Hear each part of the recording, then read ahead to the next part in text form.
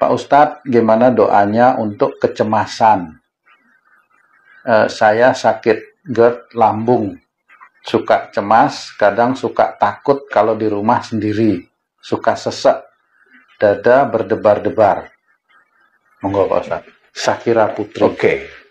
Penyakit GERD Mbak Sakira ini sama cemas ini menurut saya ini banyak sekali persoalan. Jadi bukan GERD kemudian minum obat lambung hilang. Enggak. GERD menurut saya karena ini sudah sering, sebenarnya GERD itu bisa saya kategorikan itu sihir. Sihir, dan di dalam tubuhnya Mbak Sakira itu ada ilmu. Jadi antara sihir dengan ilmunya Mbak Sakira itu berperang di dalam tubuh Mbak Sakira.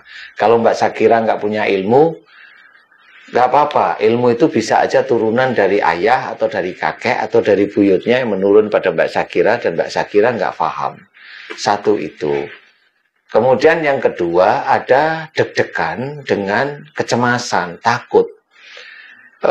Di sini ada dua hal yang harus saya ceritakan biar sahabat beriman ini pintar ya dalam menganalisa diri sendiri, karena kita minta pertolongan hanya kepada Allah. Ya, kita yakin Allah itu maha menyembuhkan, jadi minta pertolonganlah kepada Allah Ta'ala dengan melalui atau wasilahnya Quran. Nah, ini saya bacakan bagaimana ini akhlak ini bisa terjadi seperti itu. Jadi yang deg-degan kemudian cemas itu ada beda, ada beda, tapi ini nanti Mbak Sakira atau siapapun selain Mbak Sakira ini bisa berpikir. Kalau di sini yang pertama ada sihir yang saya ceritakan, bisa aja sihir ini ingin mempengaruhi Mbak Sakira Putri. Sihir ini ingin mempengaruhi. Jadi bisa aja Mbak Sakira Putri menurut orang yang menyihir ini menarik, cantik barangkali, sehingga orang ini ingin menghipnotis ya, atau memelet atau menginginkan Mbak Sakira Putri itu tertarik sama dia, bisa. Kemudian yang kedua, kalau memang ini wujudnya cemas, bisa aja sihir tersebut dimasukkan agar menjadikan Mbak Sakira Putri itu muncul ketakutan berlebih. Bisa saja. Ya. Kemudian yang berikutnya, yang berikutnya ini lari ke arah seperti skizofrenia, karena ini berhubungan dengan cemas yang berlebihan, takut kalau di rumah sendiri, padahal dulu nggak takut mamanya. Nah ini bisa aja ada seperti halusinasi atau skizofrenia, tapi tingkatnya nggak terlalu dalam. Jadi bisa aja awalnya Mbak Sakira itu ada persoalan yang menjadikan Mbak Sakira Putri itu mikir, dipikirin, kemudian ada ketakutan, di masalah itu ada ketakutan, ada cemas. Saya tidak tahu persis kalau memang Mbak Sakira Putri ini masih muda, belum nikah, bisa aja memang ada ancaman dari orang lain, bisa. Kemudian ancaman, intinya ancaman bisa, atau ya begitulah wujudnya. Bisa aja berhubungan dengan kalau nggak mau dengan saya nanti aku santet, aku bunuh, mamanya bisa aja, sehingga ketakutan itu muncul. Nah, sehingga itu bisa menjadikan masuknya jin melalui psikis. Jadi masuknya jin melalui psikis ini yang kita sering dengar itu penyakitnya namanya halusinasi. Itu psikis, itu jin masuk melalui psikis. Jadi masuk bukan karena mantra, masuk bukan karena ilmu, tapi karena psikis. Otak orang tersebut yang mengundang misalnya. Kalau orang itu emosional, ya jin yang hobinya emosional akan masuk. Kalau otaknya terlalu bersedih, jin yang seneng bersedih dia masuk, sehingga orang tersebut maunya nangis mulu. Kalau banyak sekali secara psikis ya, jadi jin itu di tubuh orang itu sebenarnya banyak, termasuk orang-orang yang beriman ya, beriman kepada Allah ya banyak. Kalau memang kelakuannya tidak baik ya dia masuk. Jadi harus diketahui seperti itu.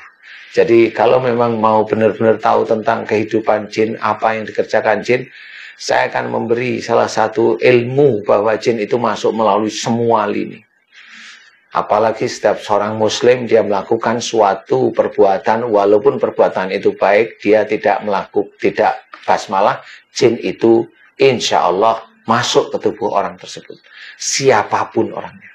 Tidak peduli dia itu peci seperti saya, tidak peduli dia orang jalanan, preman, atau yang lebih hebat itu kafiyeh, umpamanya hanya cuma diginiin atau pakai peci haji itu, dia tetap masuk. Mau pakaian seperti saya atau gamisan, masuk.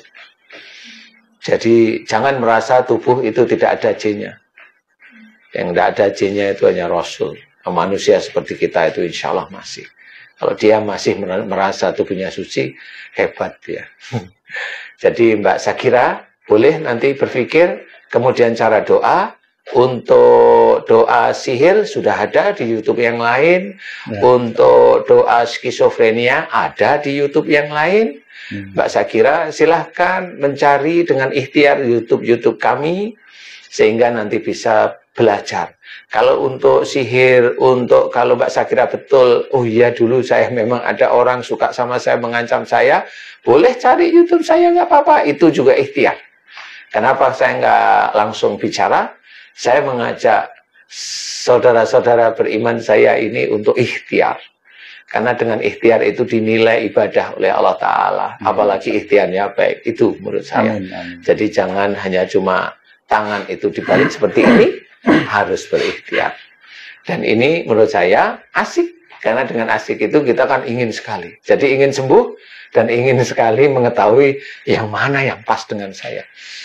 Mbak Shakira Putri, saya yakin kalau memang Mbak Shakira sering ada di ini, mencari YouTube saya tidak akan sulit. Mudah-mudahan dengan berdoa mirip.